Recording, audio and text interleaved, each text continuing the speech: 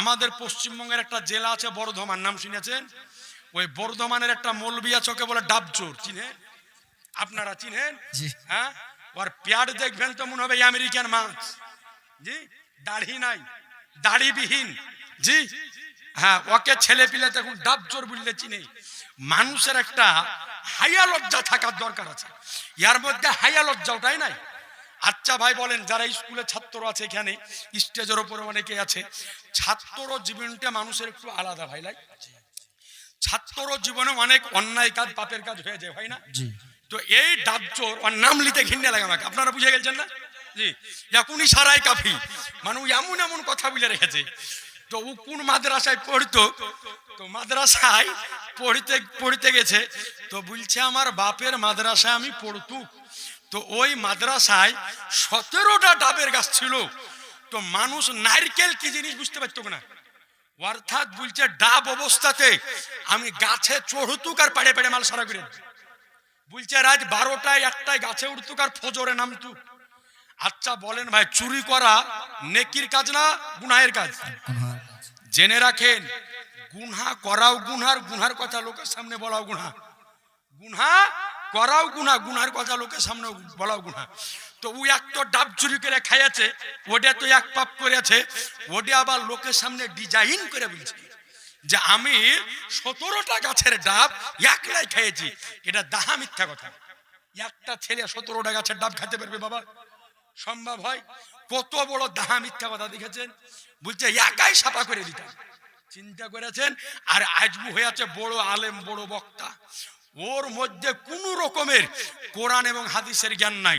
স্টেজে উঠে মা বোনরা মরার বাড়িতে কেমন করে কান্না করে ডিজাইন করে, জি, কোন নায়িকার কটা স্বামী হলে এটা বলে, স্বামী তো বলে না, বলে ভাতার, স্বামী বলে না, স্বামী বলে না গো, আপনি খোঁজ লিয়া দেখবেন। এরপরে কে কি করে ওগুলা স্টেজের উপর উঠে নাটক করে চলে যায়।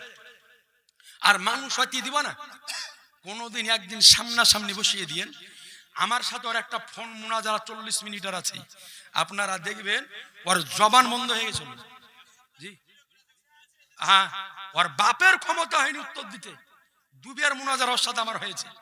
এখন আমার ভিডিও গেলা যায় তো কমেন্ট আমাকে গালাগালি করে, তো আমি বলি যে ক্ষমতা থাকলে একবার সামনে আসিস, তোর বাপের ক্ষমতা হয় না। তো এত বড় হারামখোর বলছে যে 17টা গাছের ডাব আমি একলাই খেয়ে সারা করে দিয়েছি। এরপরে বলছে গুজরাটে যখন পড়তে গেলাম, গুজরাটে বলছে যাওয়ার পরে গুজরাটিরে রাতের বেলাতে মাছ ধরার লেগে জাল পাতে, জাল ফাঁস ফাঁস, তো বলছে আমি রাত 12টাতে নামতু আর জাল তুলে এলে মাছ ছাড়িয়ে এলি, তো গুজরাটিরে গাল দিয়ে বেড়াই। চিন্তা করেছেন? এই হচ্ছে তার বক্তব্য। তো ই কত বড় যুক্তি খাড়া করছে। বলছে একজন এক জায়গা তোকে প্রশ্ন করেছে যে ইয়ানাবি সালামু আলাইকা, ফজরের নামাজের পরে প্রায় মসজিদে হয়, আপনাদের গায়ে হয় হবে? সব জায়গাতে হয়। তো জিজ্ঞাসা করেছে যে ফজরের নামাজের পরে একটু দাঁড়িয়ে নবীকে সালাম দেওয়া যাবে কি যাবে না? তো ও দলিলের উত্তর দিচ্ছে না, বলছে যে ফজরের পরে মায়েকে জোরে জোরে কিয়াম করবে, ওই মুহূর্তে কোনো লোক যদি ওর বাড়িওয়ালির সাথে মিলামিশা করে, নাউজুবিল্লাহ বলেন, এর কার খাইয়া দেয়া কাজ নাই ফজরের সময়তে, হ্যাঁ, আর ওটার জন্য বলছে ওয়াল লাগে কিয়াম করা যাবে না। ইয়াকে বলেন, ইয়াকে পাগলা গারদে বেড়াইতে হবে না? হবে না? ইয়ার বেন খারাপ, ওয়াকে রাঁচিতে নাইলে আসামের তেজপুরে দিয়ে আসতে হবে। হ্যাঁ, যে ফজরের সময়তে বাড়িওয়ালির সাথে মিলামিশা করবে, ওয়াল লাগে কিয়াম করা যদি না যায়, হারাম যদি হয়, তো পেট মুটা জাবচোর মাস্টর, তুমি যে রাতে 1টার সময়তে মাইকে হাঁ করে ওয়াজ করছো, ওটা তো ডিস্টার্ব হয় না? হ্যাঁ, নিজের বেলায় আরাম আর অন্যের বেলায় হারাম। আজি জানে মোহতারাম, নবীর শানে দাঁড়িয়ে কিয়াম করা এটা মুস্তাহাব ও মুস্তাহাসান। আপনি উঠান কোরআন মাজিদের মধ্যে সূরা আহজাব আয়াত নাম্বার 56, আল্লাহ বলেন ইয়া আইয়ুহাল্লাযিনা আমানু সাল্লু আলাইহি ওয়া সাল্লিমু তাসলিমা। আল্লাহ বলেন হে ঈমানদারগণ, তোমরা আমার নবীর উপরে দরুদ পড়ো এবং খুব খুব সালাম পাঠ করো। বলেন সুবহানাল্লাহ। এরপরে চলেন, এই যে ইয়াসিনদের দেওবন্দ, এই ডাবচোরদের দেওবন্দ, ওই হচ্ছে দেওবন্দ কওমি। তো দেবন্দেদের বড় আব্বা নাম হলো তার হাজী এমদাদুল্লাহ মহাজিরে মাক্কি, তার লেখা কিতাব হাফতে মাসাইল কুল্লিয়াত এমদাদিয়া, তার 7 এবং 8 পৃষ্ঠার মধ্যে এদের বাপের বাপের বাপের বাপ স্পষ্ট আকারে লিখেছে যে আমি হাজী এমদাদুল্লাহ মহাজিরে মাক্কি প্রতি বছর নিজ বাড়িতে মিলাদ করি এবং নবীর শানে দাঁড়িয়ে দাঁড়িয়ে কিয়াম করে নবীর প্রতি প্রেম ও ভালোবাসা প্রেরণ করি। আরে এখন যদি বেদাতি বলতে হয়, হারাম যদি বলতে হয়, তো তোমার আব্বা এমদাদুল্লাহ মহাজির মাক্কিকে যাওয়ার পরে বলো। তো সুতরাং নবীর শানে দাঁড়িয়ে কিয়াম করা জায়েজ, মুস্তাহাব ও মুস্তাহাসান। সুবহানাল্লাহ। এরপরে বলেছেন যে ব্যাংকের ইন্টারেস্ট অনেকেই বলে এটা সুদ, এই সম্পর্কে কিছু বলেন। মশলাটা ভালো করে বুঝবেন। দেখেন সহিহ মুসলিমের মধ্যে একটা হাদিস এসেছে যে মুসলমান এবং হারবি কাফেরের ভিতরে সুদ হয় না। মুসলমান এবং হারবি কাফেরের ভিতরে সুদ হয় না। আমাদের ভারতবর্ষের যিনারা বড় বড় ফাকিহি, বড় বড় মুফতি, তিনারা ফতোয়া প্রদান করেছেন যেহেতু আমাদের ভারতবর্ষেও যতগুলি ব্যাংক এখন প্রচলিত হয় সব বিধর্মিকদের দ্বারাই প্রচলিত হয়, হয় না? এই জন্যে বিজ্ঞ বিজ্ঞ মুফতিয়ানে কেরাম, বড় বড় ভারতের ফাকিহি, তিনারা ফতোয়া দিয়েছেন যে ভারতবর্ষের ব্যাংকের যে ইন্টারেস্ট এটা সুদ নয়, এটা খাওয়াও জায়েজ, লেওয়াও জায়েজ এবং জায়েজ জিনিস যে কোনো হালাল কাজে ব্যবহার করা জায়েজ। বলেন সুবহানাল্লাহ। বলবেন কোন কিতাবে আছে?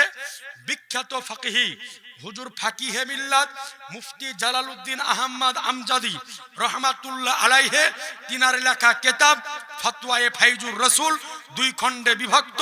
সুদের বর্ণনা করতে গিয়ে তিনি লিখেছেন যে ভারতবর্ষের ব্যাংকের যে ইন্টারেস্ট এটা সুদ নয়।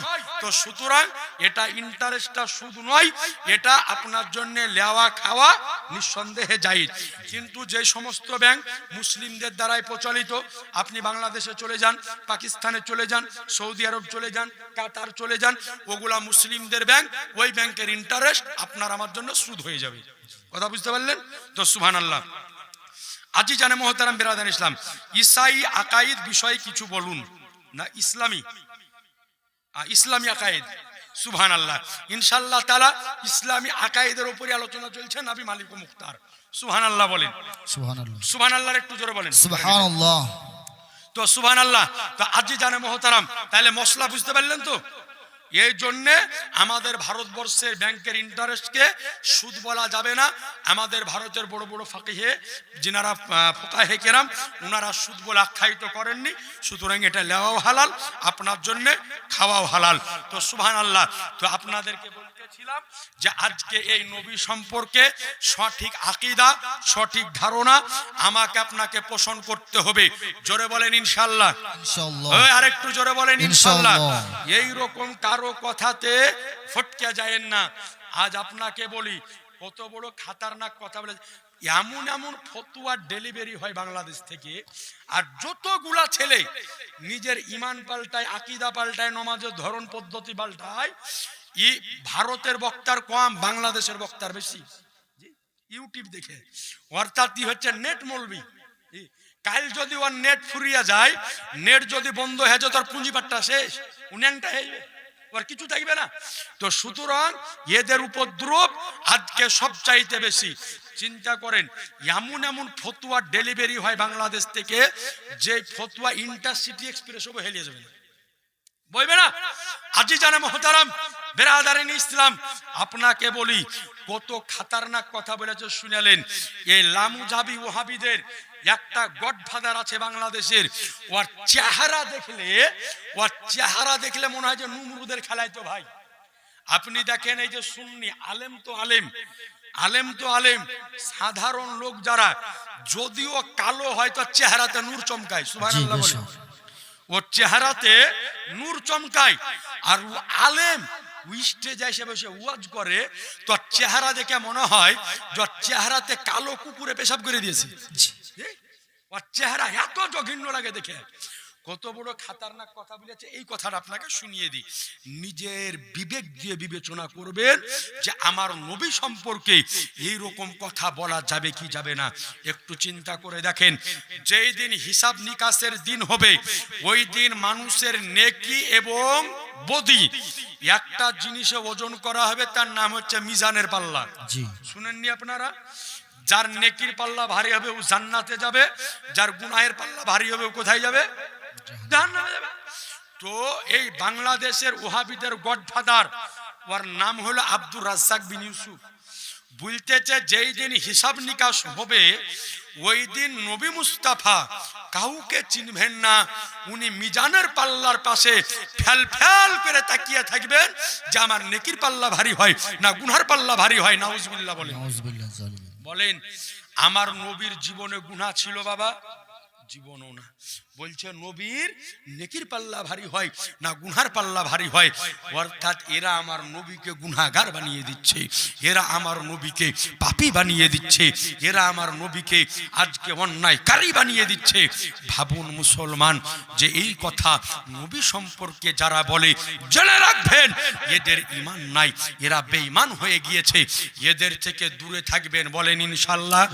আমার নবীর জীবনে পাপ তো ছিল না, গুনাহ তো ছিল না, অন্যায় তো ছিল না, বরং আমার নবী এই পৃথিবীর বুকে বসে বসে এক নয় এক জায়গাতে 10 জন সাহাবীকে জান্নাতের গ্যারান্টি দিয়ে দিয়েছেন। সুবহানাল্লাহ, সুবহানাল্লাহ। আর একটু জোরে বলেন না সুবহানাল্লাহ।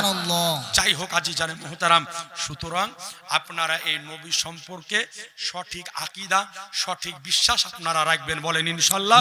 দরুদে পাক আল্লাহুম্মা সাল্লি আলা সাইয়্যিদিনা মাওলানা মুহাম্মদ সাল্লাল্লাহু তাআলা সাল্লাম। যাই হোক ব্রাদার, রাত্রি প্রায় 2টোর কাছাকাছি, আর মা বোনরা উঠে উঠে পালাতে লেগেছে। ওদের যে মশলা গেলা বুলবো বলে শুনো, বুলবো না বাদ দিব? হ্যাঁ, ওরা যে বলছে শুনবো না, শুনবে? দেখি একজন 100 টাকা দেখি আদায় করবো না।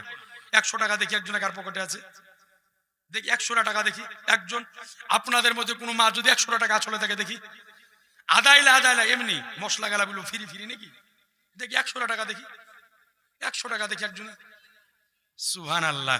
মাদ্রাসা জলসা নাকি? সুবহানাল্লাহ। দেখেন এই বাবা আমার 100 দিয়েছে, একজন বিটি ছেলে দিয়ে দিয়েছে। আরে 100 চাহনু তো 100ই দিলে গো। হ্যাঁ, গজল গাহান। দেখেন বিষয় হলো যে সব ডাক্তার সব রোগের চিকিৎসা করে না। আমাদেরকে নিয়ে যাওয়া হয় এদের যে পোস্টমর্টম করার লেগে, আমরা হচ্ছে সার্জেন। এর আগে গজল গায়ে গেলে পেট ভরেনি, কগাড়ি গজল নেই। আপনি সারা রাত আমার কাছে মশলা শুনতে চান, শুনিয়ে দিব, গজল শুনতে চাহেন না, ওটি আমাদের দ্বারাতে হয়। সব গাছ সবারই দ্বারাতে হয় না, নাকি বলছেন? আর সব ডাক্তার সব রুগী দেখেও না, আমরা আলাদা সিস্টেমের ডাক্তার। তো সুবহানাল্লাহ, এদিক থেকে একজন এদিক থেকে একজন। তাহলে এক কাজ করেন, আপনারা দুজনে ওখানে দাঁড়ান, যাও শুনে বলে দেবো। কি করবো? আর একজন 100 টাকা নাই? এই ভাই নাই কারো পকেটে রে? 100 টাকার পকেটে হবে না ভাই? দেখি আর একজন কোনো ভাই আমার 100 টাকা হয়ে গেলে ছেড়ে দিব। আপনাদের মধ্যে থেকে একজন 100, দুই দিকের 100 করে দিয়ে দিবেন। একটু মহাব্বতে চাইছি, নাই 100 টাকা নাই গো।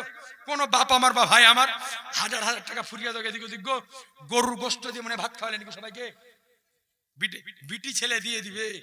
আমি এটা গ্যারান্টি দিয়ে বলি যে বিটি ছেলের আঁচলের টাকা খালি করবে এই রকম আলেম পৃথিবীতে জন্ম হয়নি।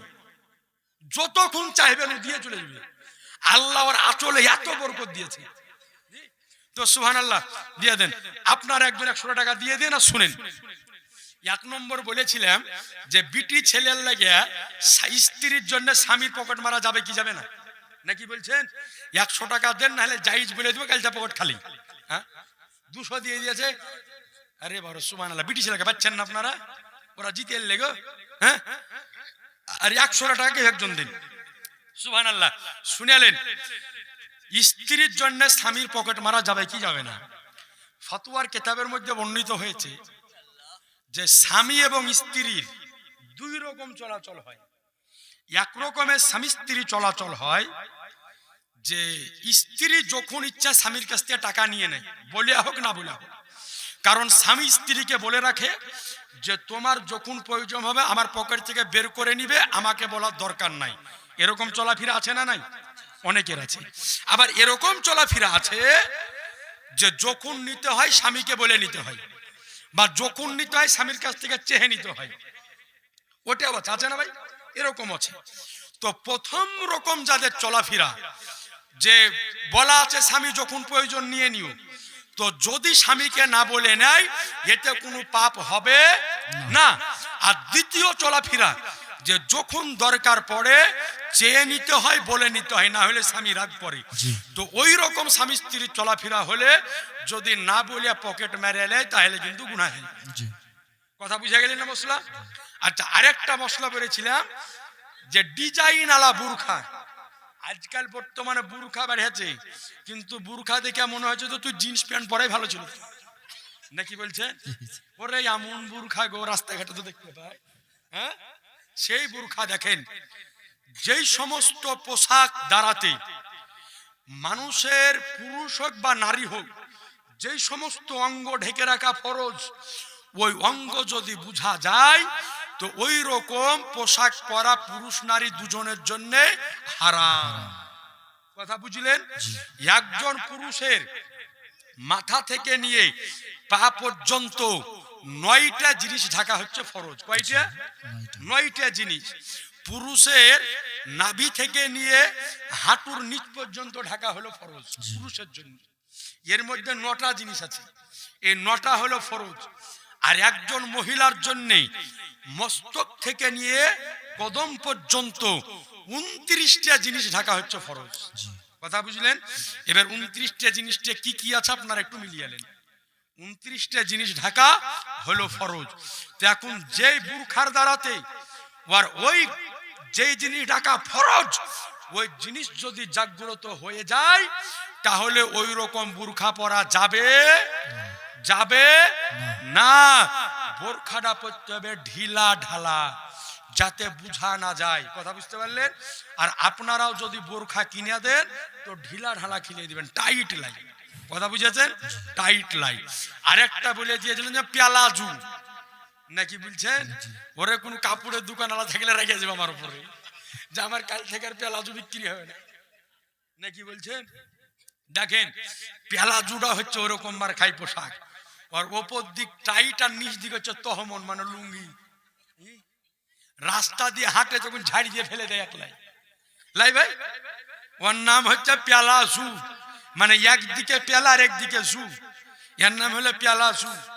খবরদার, এই প্যালাজু মেয়েদের জন্য পরা যাবে, ফতুয়া ওরা দিয়েছে।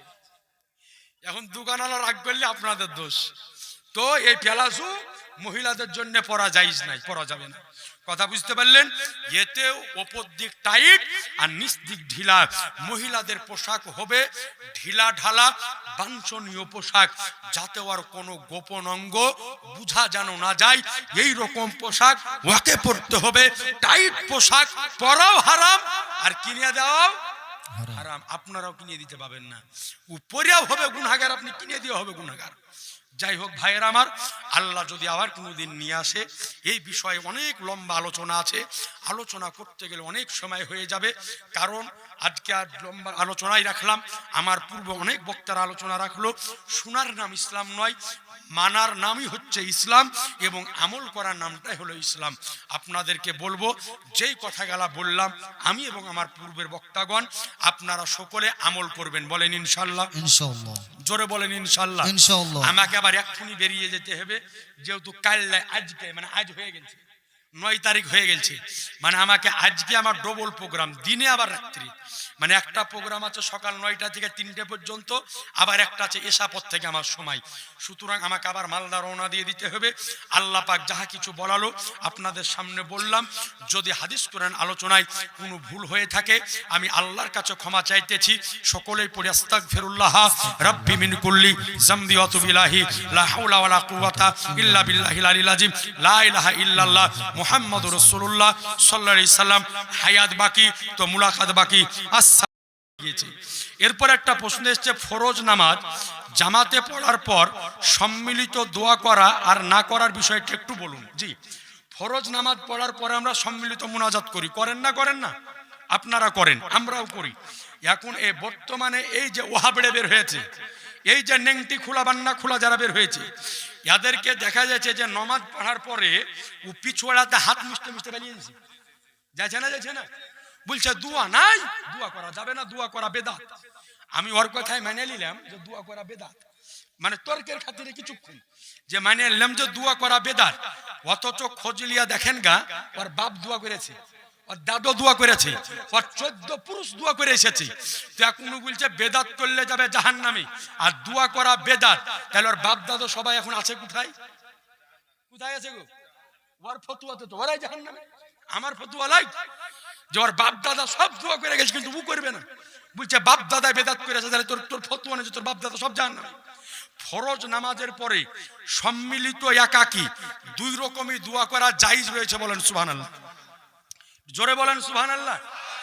একটা হাদিস শরীফ আপনাকে শোনাই, সুনান ও তিরমিজির মধ্যে হাদিসটি বর্ণিত হয়েছে।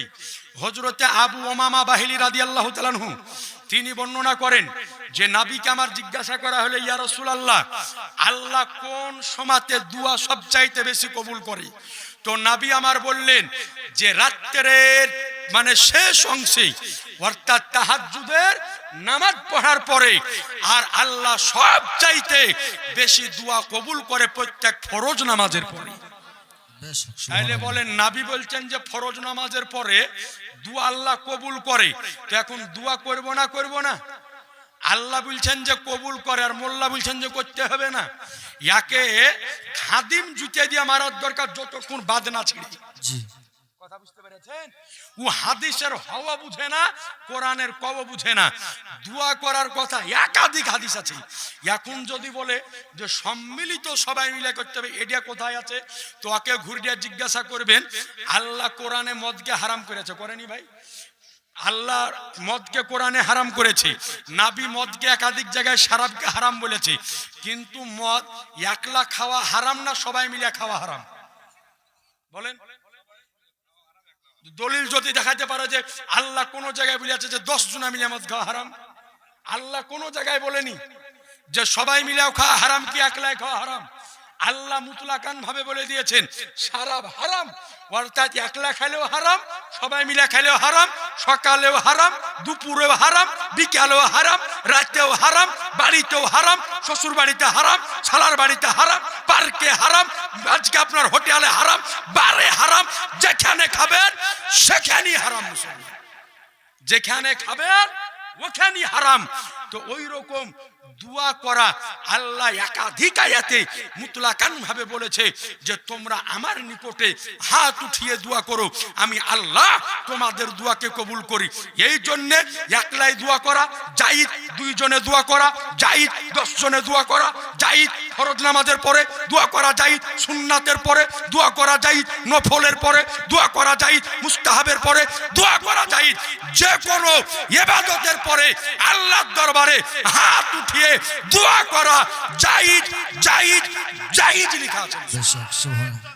আল্লাহু আল্লাহু ইয়া রাসূলুল্লাহ জিন্দাবাদ। আল্লাহু ইয়া রাসূলুল্লাহ। ইয়া আজিজানে মুহতারাম বিরাদারান ইসলাম, তো দোয়া করা নিঃসন্দেহে জায়েজ, বলেন সুবহানাল্লাহ।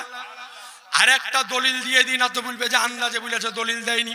কোরআন মাজিদ একটা সূরা আছে হাফেজ সাহেব, আলাম নাশরাহ লাকা সদরাক আছে না? ওই কোরআন মাজিদের মধ্যে ফাইজা ফারাগতা ফানসাব একটি আয়াত আছে, ওয়াইলা রাব্বিকা ফারগাব। অর্থাৎ আল্লাহ বলেন হাবিব আপনি নামাজ সমাপ্ত করে মনোনিবেশ হন কিসে? দুয়াতে। এই আয়াতের ব্যাখ্যা ইমাম ফখরুদ্দিন রাজি রহমাতুল্লাহ আলাইহি তাফসিরে কাবীরের মধ্যে করেছেন যে অর্থাৎ নবীকে আমার আল্লাহ বলেছেন, ইয়া রাসূলুল্লাহ আপনি 5 ওয়াক্তের নামাজ কমপ্লিট করার পরে, ফরজ নামাজ কমপ্লিট করার পরে আল্লাহর দরবারে দুয়াতে মনোনিবেশ হয়ে যান মুসলমান। আজিজানে মুহতারাম, তো নিঃসন্দেহে জায়েজ আছে। আচ্ছা, নবীর সম্মানে দাঁড়িয়ে কিয়াম করার বিষয় একটু বলেন। অর্থাৎ ইয়া নবী সালামু আলাইকা আমরা দাঁড়িয়ে পড়ি না? পড়ি না? জি জি আমরা পড়ি, আপনাদের গ্রামে হয়তো ইনশাআল্লাহ তাআলা। নবীর সম্মানে দাঁড়িয়ে কিয়াম করা এটা হচ্ছে মুস্তাহাব ও মুস্তাহাসান কাজ। ভালো কাজ, কেউ যদি করে ওকে বাধা দেওয়া যাবে না। আর কোন ব্যক্তি যদি না করে, যদি বলে যে আমি মুস্তাহাব মানে আমি করি না, তোমার সাথে কোনো দ্বন্দ্ব নাই। কিন্তু যদি আদাত বেদাত গাহে, তোমার চপ্পল ভেঙে দিতে হবে। আদাত বেদাত গাহা যাবে না। মুস্তাহাব মুস্তাহাসান কাজ তুমি করবে, করিও না। কেয়ামকে হারাম প্রমাণ করার কারণে কত রকমের যুক্তি দেয় জানেন?